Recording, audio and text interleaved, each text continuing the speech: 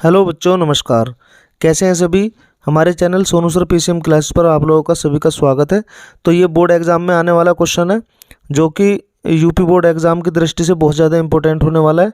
तो क्वेश्चन को स्टार्ट करते हैं। सिद्ध करो कि किसी वृत्त के परिगत समांतर चतुर्भुज एक समचतुर्भुज होता है।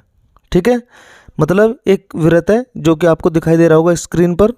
ठीक है, और वृत्त के परिगत का मतलब होता है कि वृत्त को स्पर्श करती हुई उसकी चारों जो भुजाएं होती हैं वृत्त को स्पर्श कर रही हैं। ठीक है, और उसके अंदर एक वृत्त है। ठीक है ना। तो वृत्त के परिगत का मतलब है वृत्त अंदर है चतुर्भुज के। चतुर्भुज कौन सा है? समांतर चतुर्भुज। ओके, हमें ये सिद्ध करना है कि समांतर चतुर्भुज जो होता है वो होता है समचतुर्भुज। अगर वृत्त के परिगत समांतर चतुर्भुज है तो वो कैसा होगा? समचतुर्भुज होगा। समचतुर्भुज की चारों भुजाएं बराबर होती हैं।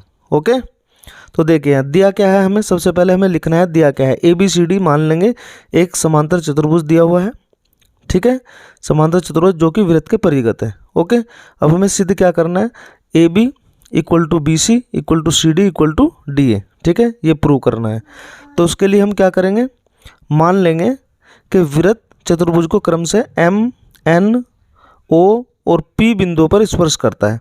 यानी कि ये जो एक पी बिंदु है, पी एम एन और ओ, एम एन ओ पी, इस पर जो है टच कर रहा है। यहाँ पे ये टच कर रहा है, देखो इधर टच कर रहा है, इधर टच कर रहा है और इधर टच कर रहा है। ओके, तो यहाँ पे देख ध्यान से देखना है। अगर हम इसको देखिए, अगर हम इसको यहाँ पे मान लिया हमने ए पॉइंट लिया, ये ए पॉइंट लिया, तो वृत्त के लिए ये स्पर्शीय ये पॉइंट है ए। तो एक वृत्त होता है और उसके बाहर कोई पॉइंट है, वृत्त के सेंटर से कुछ डिस्टेंस पर एक पॉइंट है, तो वृत्त पर खींची गई स्पर्श रेखाओं की जो लंबाई है उस पॉइंट से वो बराबर होगी। यानी कि ये है पी, ये है ए और ये है मान लिया बी। ठीक है, तो पी ए इक्वल टू क्या होगा? पी बी होगा। ठीक है, ये तो सभी को पता है। P A equal to P B. ना पता हो तो पता रखो।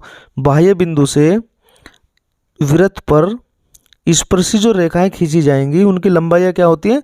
वो बराबर होती हैं। ठीक है, तो यहाँ से क्या करेंगे हम?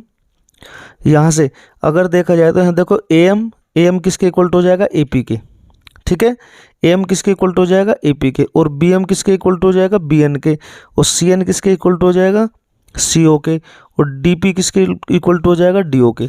ओके, यानी कि यहाँ ए बाह्य बिंदु है तो इससे स्पर्श रेखा खींच दिए।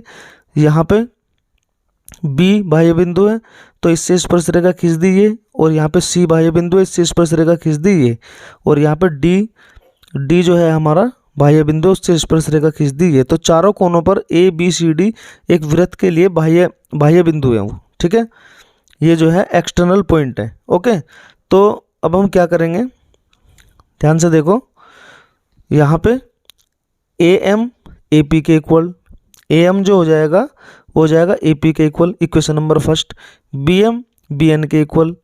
ठीक है, बी एम बी एन के इक्वल हो जाएगा। ओके, और सी ओ सी एन के equal, C O C N के इक्वल हो जाएगा। ठीक है, और डी ओ हो जाएगा डी पी के equal, D O D P के इक्वल। ओके, तो यहाँ से फिर ये जो चार समीकरण बनी, चारों समीकरणों को जोड़ दो। चारों समीकरणों को क्या करेंगे हम? जोड़ देंगे। तो लेफ्ट वाले लेफ्ट साइड में जुड़ेंगे। ये लेफ्ट वाला है, ये लेफ्ट वाला है, ये लेफ्ट वाला है और ये लेफ्ट वाला है, यानी कि बराबर से उल्टे हाथ की तरफ का।